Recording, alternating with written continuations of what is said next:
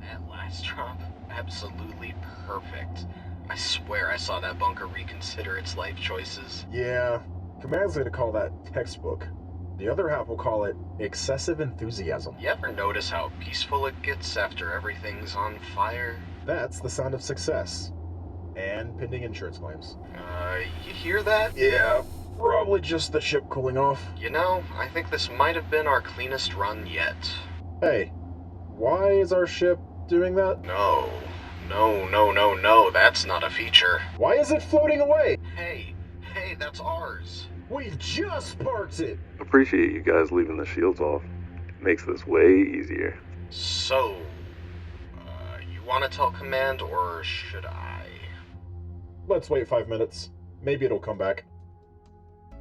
Hello and welcome back to Star Citizen. My name is Evenlease, and today on 10 Minutes More or Less Ship Review, right behind me, the ARGO SRV. Let's go ahead and take a look.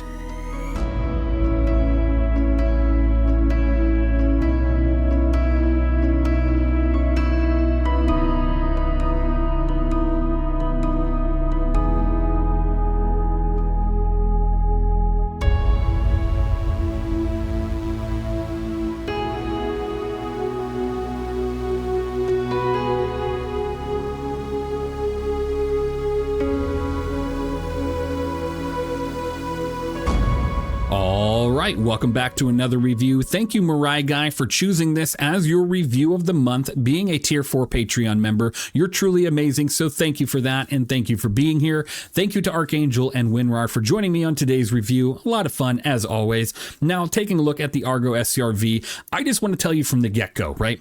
Before we get into the stats and my experience with this ship, this thing does have problems currently due to the change in how servers work and everything.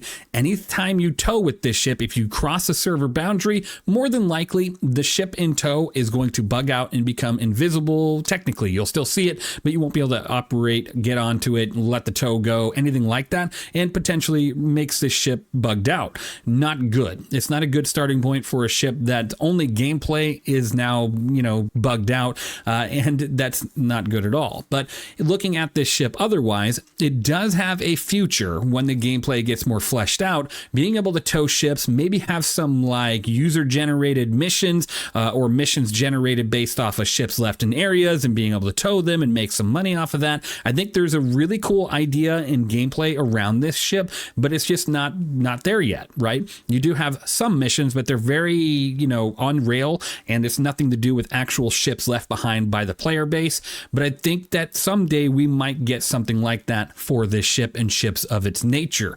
Now, this ship could have been a test and a failed test by CIG. We just don't know. We don't have any other big ships with this capability. This ship can't tow a capital ship by any means. We tried with an 890, as you can see on screen. And so maybe this ship is kind of like a one-off, and we probably won't see any other tow ships out there in the verse. We will only tell with time, right? Now, it is $165 if you're to buy it on the Pledge Store, or $3,770,550 aUEC if you buy it in the city of Lorville.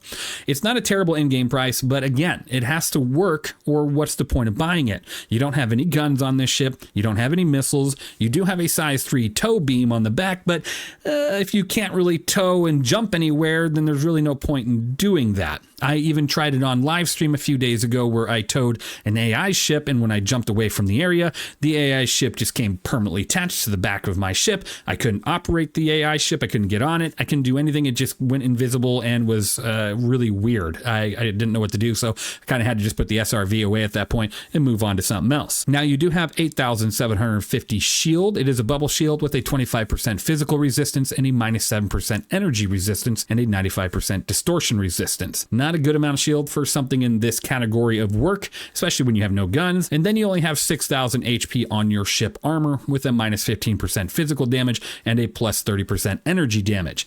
Again, this is an industrial ship. It's going to be around a lot of, big moving items that will potentially cause damage to it, and yet it doesn't have any real protection against that. It does have only 34,500 HP too, and that's split into a lot of your engines and a lot of these parts on this ship. So it's fragile in the nature of what this ship is. And you can't bring this thing around any sort of combat zone to tow ships out because you are just a target. You have no way to defend yourself. And if someone tries to defend you, it just becomes kind of pointless because it's like, it's a ship without an identity and there's not much you can do with it. Even with engineering, you'd think this ship would become more useful. But with the current bugged beam where it sometimes works, sometimes doesn't, and then when you quantum jump, making the other ship, not work, it's a big problem. Now, you do have 200 SCM top speed with a 460 forward boost, a 235 backwards boost, and a 1,100 nav speed with a pitch yaw roll of 30, 30, 60, and a boosted 36, 36, 72. It does have 48 flares and 5 decoys, as well as 28.5 SCU of hydrogen fuel and 3.1 SCU of quantum fuel. Not terrible by any means. It's a good amount of quantum fuel, which is always appreciated when you have an interior on a ship like this. Now, taking a look at the exterior of the ship, it's industrial. It's industrial as any Argo ship, right? And then it does actually have a cargo grid. So if you go back here and hit this button, it'll bring down the, 300 series style of cargo grid here, where it just comes down a nice little elevator and you can put some boxes here. You can't carry anything that's more than 1 SCU in height. So it's just going across in 2, 4, or 1 SCU nature of boxes up to a total of 12 SCU. And that is that. You go ahead and close that up and you can't access the ship from that point either. So anytime you want to access your cargo, you do have to go outside of it via your main entry, which is right here. And I do say main entry, but it's literally your only entry onto this ship.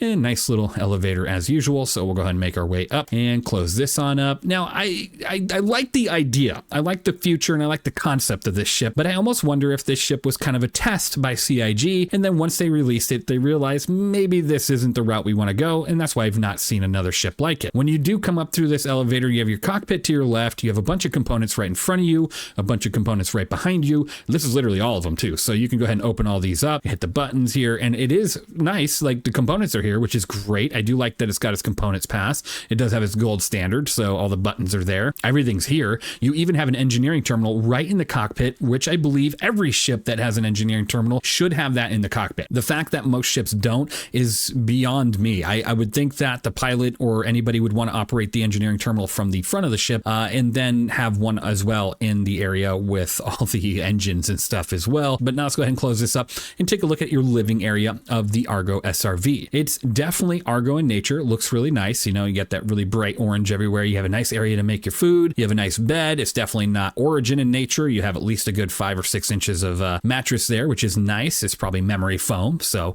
I'll take it. You do have storage right underneath the bed with 1200 micro SCU there. And of course, you have a nice seating area that you can go ahead and sit down and eat. The bucket seats are a little interesting. I find that kind of funny, but it is there. And then you have a back window here to take a look out the window. It's always nice when there's a window on a ship, right? I always appreciate that. And then you have a nice little bathroom here with 0 privacy, by the way. So you can just see right through that glass, no privacy glass. So if you bring somebody on board, you might want to just give them the privacy of not being on ship at the same time. And then you can open these all up. You have a nice little sink here. You have a nice little toilet over there. Or in some people's cases, I've found with the Hermes review, it's quite the opposite. You have the toilet over here and you have a nice sink over there. So depending on how you operate your ship, you do have that ability. Now we'll go ahead and close that on up. And you do have the suit locker button right underneath there. So you can go ahead and put your suit away once we get that ability someday soon. And you have a nice weapons rack or multi-tool environment right here where you can put 4 rifles or big multi-tools like this guy here. Bring that, put it right there. And then as well up there, you can put any sort of tractor beam or handgun. It's situated up in there. It's a pretty straightforward ship. It really is. The SRV is just a tow vehicle. There's no firepower on it.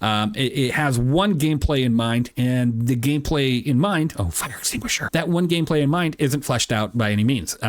You have no love for the gameplay at this current time, but hopefully we'll see some user-generated missions sooner or later, allowing the ship to really thrive. And as you can see out the cockpit, it's definitely not terrible by any means. We'll do a quick sound test. Why don't we do that and see how she sounds? And then we'll go ahead and end this review. I'm going to be honest with you. With the current bugged gameplay, with it not having much to do, it's a very limited use case ship. This ship for me is currently a 32 out of 100. It's a very low rated score. I feel like this ship was kind of a gimmick in its own, like, ooh, towing, and then they kind of just left it alone and didn't do much else past that. Hopefully I'm wrong. Hopefully we'll see a big gameplay future for this ship, but at the current time, not so much. And that's really a big bummer. Let's see if she's got some good sounds to her really quick. Engines on.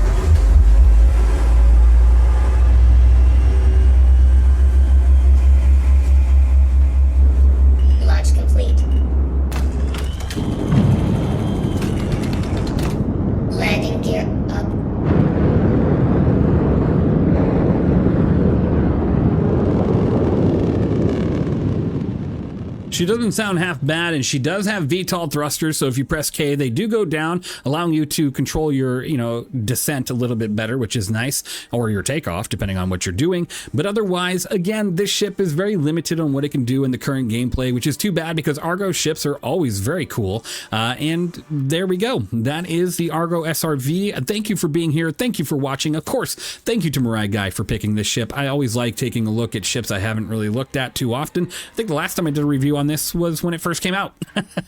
Well, thank you all for being here. Thank you for being amazing. Make sure you join me on Twitch later and during my streams because I am giving away an RSI Hermes with LTI and Game Pack, and you get the chance to enter via my Twitch streams. So take a look there. I'm streaming all throughout the week. So thanks for being here. Thanks for being awesome, and I'll see you all in the next one.